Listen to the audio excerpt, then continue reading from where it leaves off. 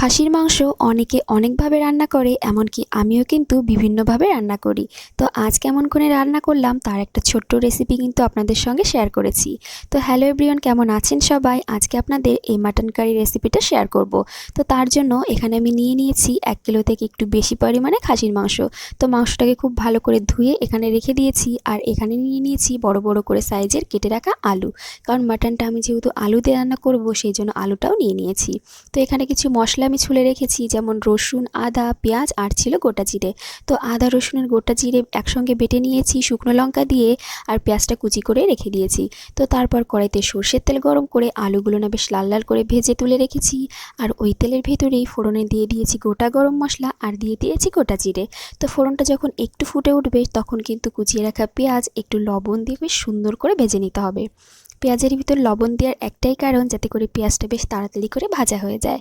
তো লবণ দেওয়া হয়ে গেছে, এবারে কিন্তু এই পেঁয়াজটাকে বেশ ভালো করে ভেজে নেব। তো পেঁয়াজটা যখন একটু ভাজা হয়ে যাবে, মানে একটু হালকা রং উঠে যাবে, তখনই কিন্তু দিয়ে দেব একটা কেটে রাখা টমেটো। তো টমেটো দিয়ে আবারও কিন্তু খুব সুন্দর করে ভেজে নিতে হবে। আর যেহেতু লবণটা আগে থেকেই দেওয়া রয়েছে সেই জন্য টমেটো কিন্তু খুব তাড়াতাড়ি করেই গলে যাবে। তো এখানে দেখুন টমেটোটা বেশ সুন্দর করে গলে গেছে হালকা করে।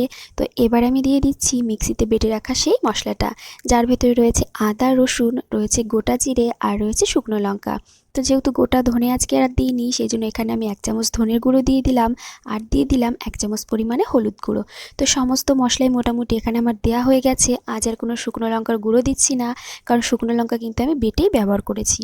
তো সমস্ত মশলা দেওয়া হয়ে যেতে সব কিছু খুব ভালো করে যে মিশিয়ে নিচ্ছি, মানে পেঁয়াজ টমেটোর সঙ্গে এই মশলাটা বেশ সুন্দর করে মিশিয়ে নিয়ে এরপর ঢাকা দিয়ে এই মশলাটা কিন্তু কষিয়ে নিতে হবে। আর বারবার কিন্তু ঢাকা খুলে মশলা বেশ উল্টে পাল্টে নাড়িয়ে দিতে হবে, নইলে কিন্তু মশলাটা লেগে যেতে পারে। তাই এখানে দেখুন প্রায় 7 থেকে 8 মিনিট মতন এই মশলাটা আমি বেশ সুন্দর করে কষিয়ে নিয়েছি। আর মশলা কিন্তু একদম শুকনো শুকনো হয়ে গেছে। তো এইবারে আমি দিয়ে দিচ্ছি কিছুটা পরিমাণে ফেটিয়ে রাখা টক দই। তো টক দইটা আমার কাছে একটু কম ছিল সেই জন্য একটু কম দিয়েছি, আপনারা কিন্তু আরেকটু বেশি দেবেন। তো আমার কাছে যেটুকুনা ছিল সবটাই দিয়ে দিয়েছি। তো এবারে মশলার সঙ্গে খুব ভালো করে টক দইটা মিশিয়ে আরও কিছুটা সময় ধরে কিন্তু কষিয়ে নিতে হবে। মানে মশলার থেকে যখন একটা তেলুটা তেলুটা ভাব হবে তখনই বুঝে নিতে হবে মশলাটা কষানো হয়ে গেছে। তো এবারে আমি দিয়ে দিচ্ছি যে মাটনটা আমি ধুয়ে রেখেছিলাম সেই মাটনটা। তো মাটন দিয়ে এবার সমস্ত মশলার সঙ্গে এই মাংসটা খুব সুন্দর করে মিশিয়ে নিতে হবে, যাতে করে প্রত্যেকটা মাংসর গায়ে খুব ভালো করে মশলাটা মিশে যায়। তো দেখুন এখানে উল্টে পাল্টে বেশ সুন্দর করে কিন্তু আমি মিশিয়ে নিচ্ছি, যাতে প্রতিটা মাংস খুব সুন্দর করে মশলায় কোট হয়ে যায়। তো দেখুন খুব সুন্দর মেশানো হয়ে যেতে এবার ঢাকা দিয়ে এই মাটনটা প্রায় আধা ঘন্টা সময় ধরে খুব ভালো করে কিন্তু কষিয়ে নিতে হবে। তা দেখুন এখানে প্রায় 5 থেকে 6 মিনিট পর আমি ঢাকাটা খুলে নিচ্ছি, আর মাংসের থেকে কিন্তু অনেকটা পরিমাণে জল বেরিয়েছে। যেহেতু ঢেকে দিয়েছি সেই কারণে কিন্তু জলটা বেরিয়েছে। তো অনেকে আছে মাংস কষানোর সময় না আলাদা করে জল দেয়, কিন্তু আপনারা এইভাবে একটু ঢেকে দিয়ে মাংস কষাবেন, এতে করে দেখবেন যে মাংসের ভেতর থেকেই জল বেরোবে। আর ওই জলেই কিন্তু মাটনটা খুব সুন্দর করে সিদ্ধ হয়ে যাবে।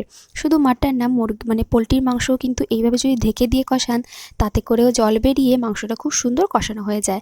তা দেখুন অনেকটা পরিমাণেই জল বেরিয়েছে যেহেতু ঢেকে রেখেছিলাম। তা এবার আর ঢাকছি না, এবার এরকম খোলা রেখে প্রায় অনেকটা সময় ধরে মাংসটা কষিয়ে নিতে হবে, একদম উল্টে পাল্টে আর কি। তা অনেকটা সময় ধরে কষিয়ে নিয়েছি, আর এখন কিন্তু মাংসর পুরো জলটা শুকিয়ে দেখেছেন যে মাংসর থেকে কিন্তু এখন খুব সুন্দর করে তেল ছাড়তে শুরু হয়ে গেছে। আর যখন এরকম তেল বেরোবে তখনই বুঝে নিতে হবে মাংস খুব সুন্দর কষানো হয়ে গেছে।